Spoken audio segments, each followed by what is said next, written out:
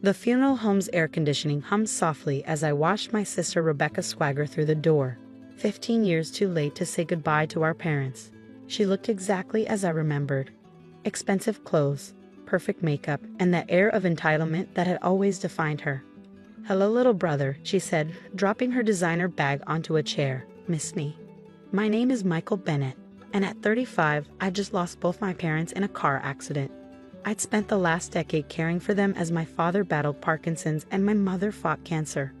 Rebecca, meanwhile, hadn't bothered to call once since she stormed out at 20, declaring our family too boring for her ambitions. "What are you doing here, Rebecca?"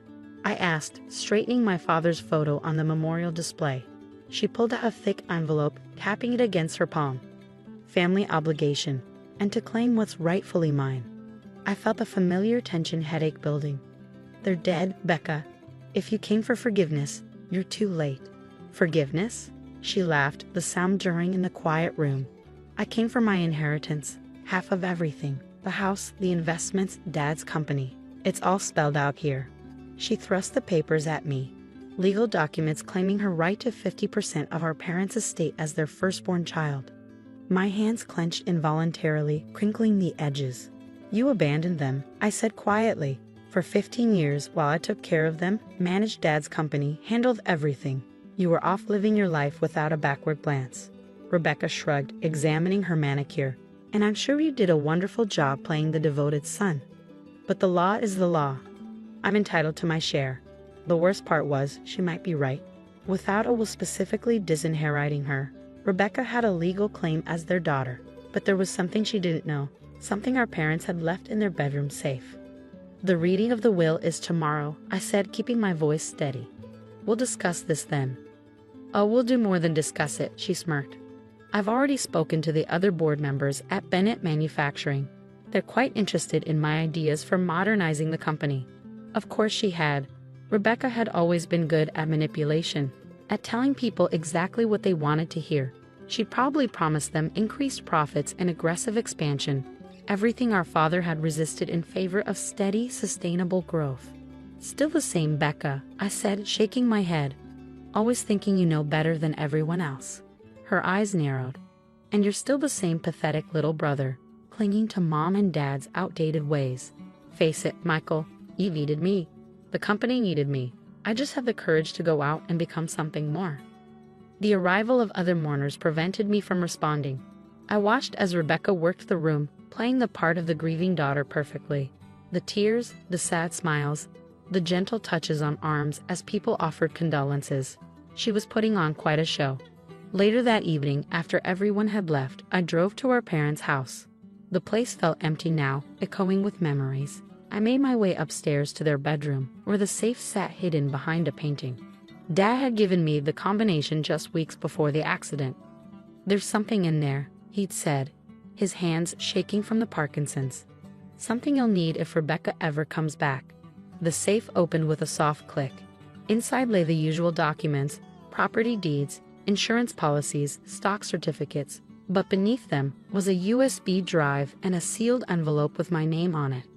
I recognized Dad's handwriting, shakier than it used to be but still distinct. The letter was dated just 3 months ago.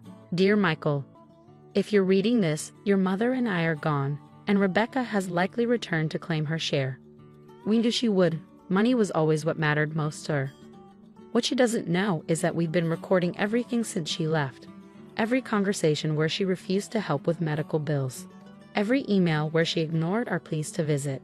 And most importantly, the real reason she abandoned us. The USB drive contains security footage from my office the night before she left. Watch it. You'll understand why we changed our will. Love, Dad." My hands trembled as I plugged the drive into my laptop. The video was grainy but clear enough. It showed Rebecca in Dad's office late at night, transferring money from the company accounts. Not just a small amount, millions. The timestamp matched perfectly with her sudden departure 15 years ago. She hadn't left because we were too boring. She'd left because she'd stolen enough to start her new life, thinking the transfers were untraceable.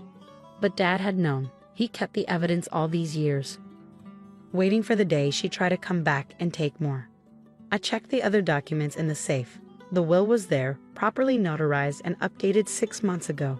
It left everything to me, with a specific clause disinheriting Rebecca due to her documented theft and abandonment. There was more.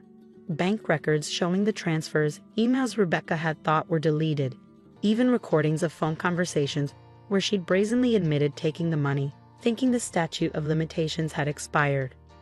My phone buzzed. A message from Rebecca. Talk to the board. They're very excited about my vision for the company. Hope you're ready for some changes, little brother. I smiled, thinking of the evidence in my hands. Rebecca had always been good at playing games. But this time, she was playing against opponents who'd have 15 years to prepare. The next morning, I arrived early at the lawyer's office for the reading of the will. Philip Chen, our family's attorney for 30 years, greeted me with a knowing look. "Rebecca's already here," he said quietly, "and she brought her own lawyer." Sure enough, Rebecca sat in the conference room with a sharp-suited attorney who looked fresh out of law school.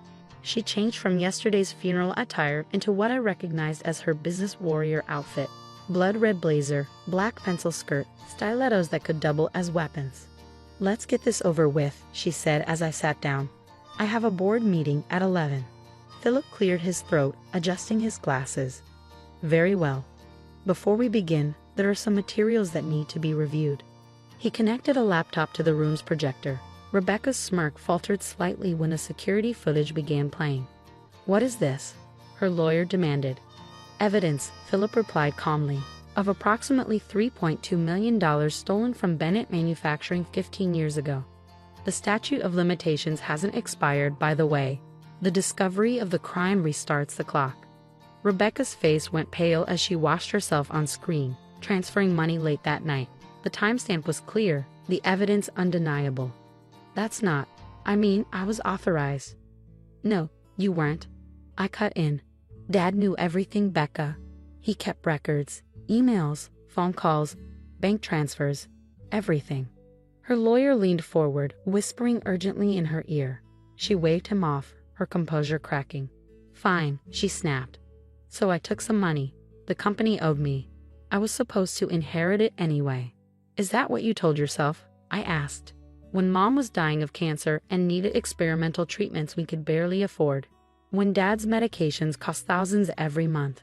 Don't you dare guilt trip me," she hissed. "I earned my freedom from this family's emotional manipulation." Philip cleared his throat again. "Perhaps we should proceed to the will itself." The document was brutally clear. Everything, the house, the company, the investments, went to me. Rebecca was explicitly disinherited, cited for theft and abandonment. "This is ridiculous," she sputtered. "I'll contest it. The board will back me."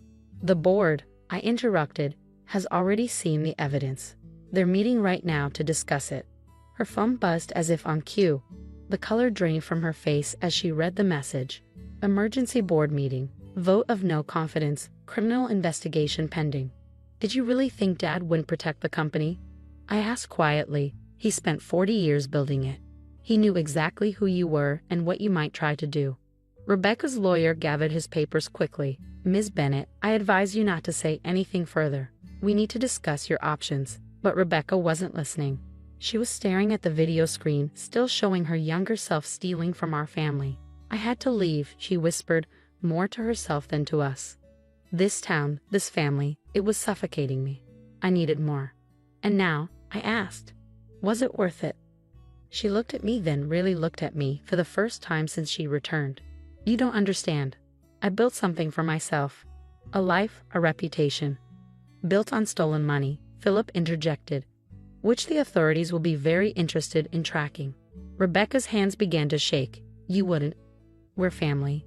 "Family?" I stood up, gathering the evidence files. Family was sitting with Mom through chemo. Family was helping Dad when the Parkinson's got so bad he couldn't feed himself. "Where were you then, Becca?" She had no answer. Her carefully constructed world was crumbling, and she knew it. "The police will be here soon," Philip said gently. "I suggest you use this time to consider your options." The police arrived within the hour. 2 detectives in plain clothes, their badges glinting under the office lights. Rebecca sat silently as they read her rights, her perfect makeup smeared with tears. "You can still fix this," I told her as they prepared to take her in. "Pay back what you stole. Make it right." She looked up at me, and for a moment I saw a glimpse of the sister I'd known before money and ambition had corrupted her. How? Everything I have. It all traces back to that money. Then start over, I said. The right way this time. The next few weeks were a blur of legal meetings and damage control. The story hit the local news. Prominent businesswoman arrested for historic theft. Prodigal daughters return ends in handcuffs. Rebecca's carefully built reputation crumbled as investigators traced the stolen money through various investments and businesses. She eventually accepted a plea deal, 5 years in prison, full restitution, and a public admission of guilt. The day before she reported to prison, she asked to meet me at our parents' house. I've been thinking, she said, standing in the living room where family photos still hung on the walls. About mom and dad, about everything. And they were right about me. I was so focused on proving I was better than this place, better than the life they chose. She touched a photo of us as children, both smiling at the camera. I became exactly what they feared I would. I sat down on the familiar old couch. They never stopped loving you, you know, even after everything. I know, she whispered. The recordings, I listened to them all. Every message I ignored, every call for help. I heard Mom crying when I missed her last Christmas. 5 years is a long time, I said. But maybe it's what you need. Time to remember who you were before all this. She nodded, wiping her eyes. Will you keep the photos up? While I'm gone. Of course. Family is family, Becca, even when they lose their way. After she left for prison, I found a letter she'd left in Dad's old study. Dear Michael, I don't expect forgiveness. I don't even know if I deserve it.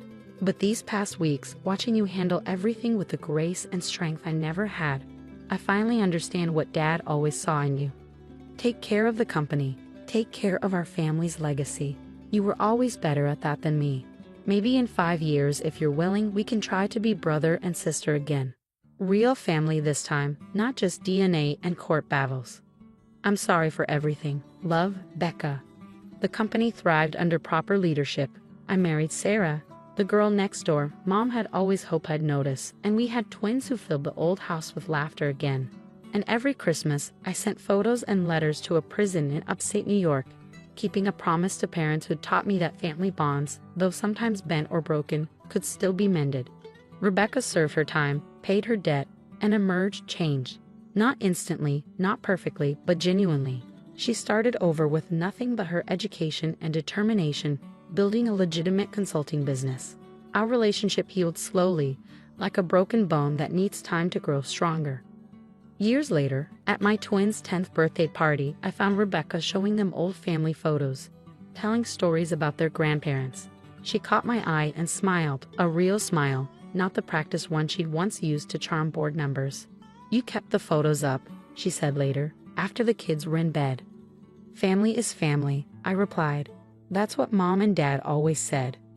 She nodded, understanding finally what they'd known all along. That true wealth isn't measured in stolen millions or corporate takeovers, but in the bonds we choose to honor and protect.